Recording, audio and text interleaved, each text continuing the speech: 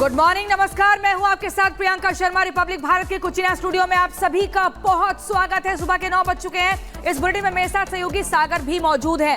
आपको सुनवाएंगे आरएसएस प्रमुख मोहन भागवत क्या कुछ कह रहे हैं विजयादशमी के मौके पर, सीधा नागपुर से। सुनिए आप। कोई शत्रुता नहीं रखी, सबके प्रति निर्वैर भाव से अपना कर्तव्य वो करते थे और इसलिए उज्जवल शील संपन्न उनका यह जीवन सज्जनों के लिए आधार बना, दुर्जनों को उनके कर्तृत्व की धाक बनी।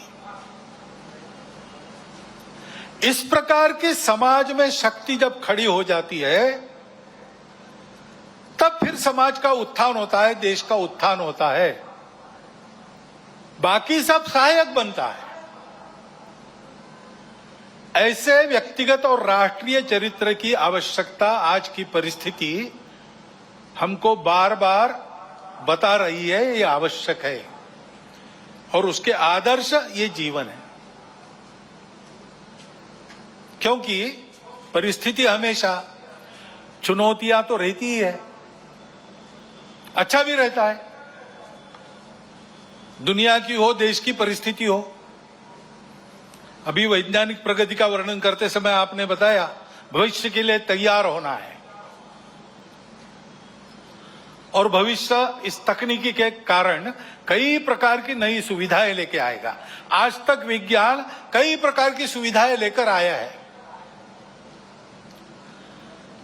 तो मनुष्य जीवन भौतिक दृष्टि से पहले से सुखी है, परंतु हम देखते हैं कि इतने प्रगत सुखी मानव समाज में अपने स्वार्थ और अहंकार के कारण कैसे कैसे संघर्ष चलते हैं। इस्राएल के साथ हमास का जो युद्ध छिड़ा वो अब कितना व्यापक होगा और उसकी आग में कौन कौन झुलसेंगे और दुनिया पर इससे कौन सा संकट आएगा, इसकी चिंता सबको लगी है। तो परिस्थिति के दोनों पहलू होते हैं। अपने देश का जब विचार करते तब भी अपना देश आगे बढ़ रहा है। टेक्नोलॉजी के क्षेत्र में, शिक्षा के क्षेत्र में अतिथि महोदय ने वर्णन कर दिया है। बहुत नपे तुले शब्दों में पूरा चित्र आपके सामने आया है। ऐसे सब क्षेत्रों में भारत आगे बढ़ रहा है। समाज की समझदारी भी धीरे धीरे बन रही है। उसके परिणाम स्वरूप हम ऐसा देखते हैं कि जम्मू कश्मीर के चुनाव भी शांतिपूर्ण ढंग से संपन्न हो गए। इसका ही परिणाम हम देखते हैं सारे दुनिया में। भारत की साख बढ़ी है, प्रतिष्ठा बढ़ी है। वसुधैव कुटुंबकम का हमारा विचार सबको स्वीकार्य है। हमारा योग सारी दुनिया में एक फैशन बनते जा रहा है, लेकिन केवल फैशन नहीं बन रहा है, उसका जो शास्त्र है, उसकी जो परिणाम है, उसको भी दुनिया स्वीकार कर रही है। पर्यावरण के बारे में हमारी अपनी जो दृष्टि है वो आज सारी दुनिया में स्वीकार्य है। भारत की प्रतिष्ठा बढ़ी है, भारत का सामरिक बल बना है।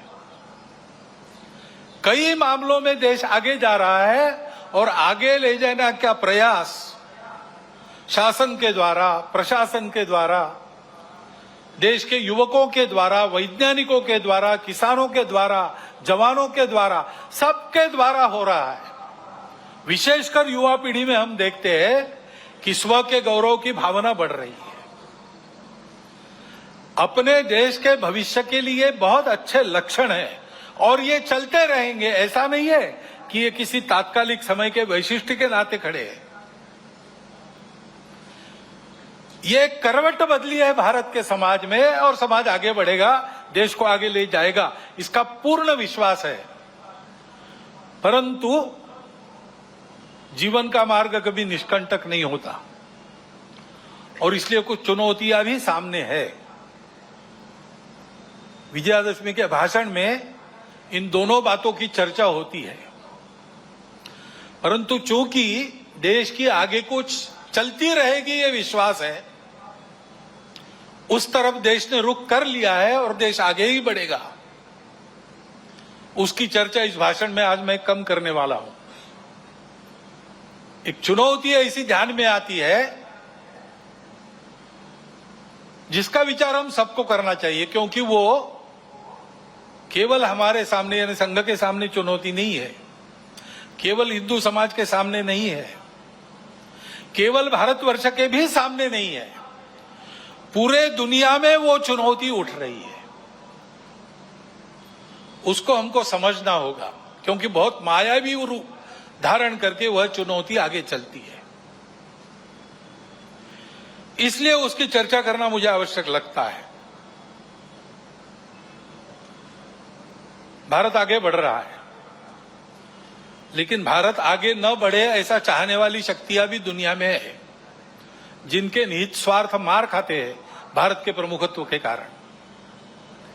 वो अपेक्षा तो यही है कि उनका विरोध होगा, तरह तरह की चालें वो चलेंगे, भारत को दबाने का, एक विशिष्ट मर्यादा के अंदर ही बढ़ने देने का प्रयास करेंगे। वैसा हो भी रहा है, क्योंकि आखिर अभी तक भारत छोड़कर बाकी विश्व ने अपने स्वार्थ की बलि देकर भी दुनिया को बड़ा करने का मार्ग पकड़ा नहीं है। हम ये करते हैं, आज भी कर रहे हैं, सबको मदद करते हैं। हमारी शत्रुता करने वालों को भी आवश्यकता में मदद करने वाले हम हैं। शांति रहे इसलिए अपने हितों का बलिदान भी हमने कई बार किया है और करते हैं। ऐसा स्वभाव दुनिया में नहीं है, और इसलिए भारत आगे बढ़ रहा है या कोई भी देश आगे बढ़ रहा है, कल चल के हमारा स्पर्धक बनेगा ऐसा डर जिनको लगता है, वो उस देश में तरह तरह के उत्पाद करने में कम नहीं करते। भाषा तो विश्व बंधुत्व की होती है, परंतु वो वहां तक ही है। अपने निहित स्वार्थ ठीक रहने चाहिए, अपनी सुरक्षा को धक्का नहीं लगना चाहिए। और इसलिए दूसरे देशों में कई प्रकार के उत्पाद खड़े करना, जनतांत्रिक तरीके से वहां कोई सरकार चुन के कारोबार कर रही, उसको नीचे लाना, ऐसा दुनिया में चलते रहता है। ये दुनिया की रीति लगभग बन गई है, जो नहीं बननी चाहिए लेकिन है। अब हमारे पड़ोस में ही बांग्लादेश में क्या हुआ, उसके कुछ तात्कालिक कारण और पहलू है, ये बात ठीक है, लेकिन इतना बड़ा उत्पाद तो उससे नहीं होता।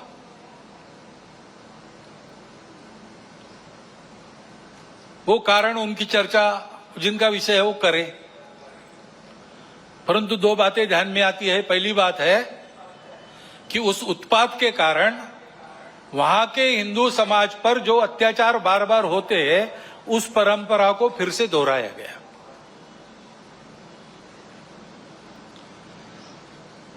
पहली बार वहां का हिंदू संगठित होकर अपने बचाव में रास्ते पर आया, इसलिए कुछ बचाव हो गया। परंतु कहीं कोई गड़बड़ हो, दुर्बलों पर अपना गुस्सा निकालने की ये जो कट्टरपन की प्रवृत्ति है, वो प्रवृत्ति जब तक वहां विद्यमान है, तब तक वहां के हिंदू क्या, वहां के सभी अल्पसंख्यक, उनके सर पे खतरे की तलवार लटकी रहेंगी। उनको आवश्यकता है मदद की। विश्व भर के हिंदुओं की, भारत के सरकार की सहायता उनको मिले, ये उनकी आवश्यकता है।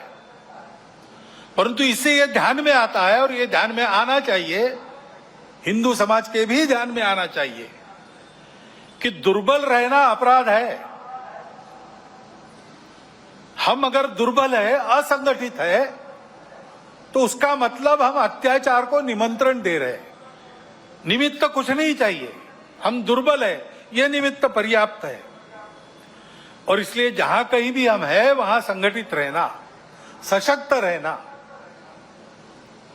किसी से शत्रुता नहीं करना, हिंसक नहीं बनना, योगदान देने वाले बनना, परंतु इसका अर्थ दुर्बल रहना नहीं, अशक्त रहना नहीं। इसको हमको करना ही पड़ेगा। लेकिन दूसरी बात है हमारे सबके ध्यान देने की।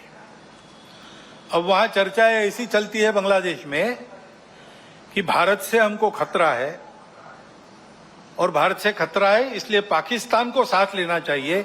वही हमारा प्रामाणिक मित्र है और दोनों मिलके, क्योंकि उनके पास न्यूक्लियर वेपन्स है, हम भारत को रोक सकते हैं। जिस बांग्लादेश के निर्माण में भारत की पूरी सहायता हुई, जिस बांग्लादेश के साथ भारत ने अब तक कोई वैरभाव रखा नहीं, आगे भी नहीं रखेंगे, उस बांग्लादेश में ये चर्चाएं हो रही है। ये चर्चाएं कौन करा रहा है? ऐसे वर्णन, नैरेशंस वहां पर चले, ये किन किन देशों की हित की बात है? ये तो देखने वाले, सोचने वाले समझते हैं, नाम लेने की आवश्यकता नहीं।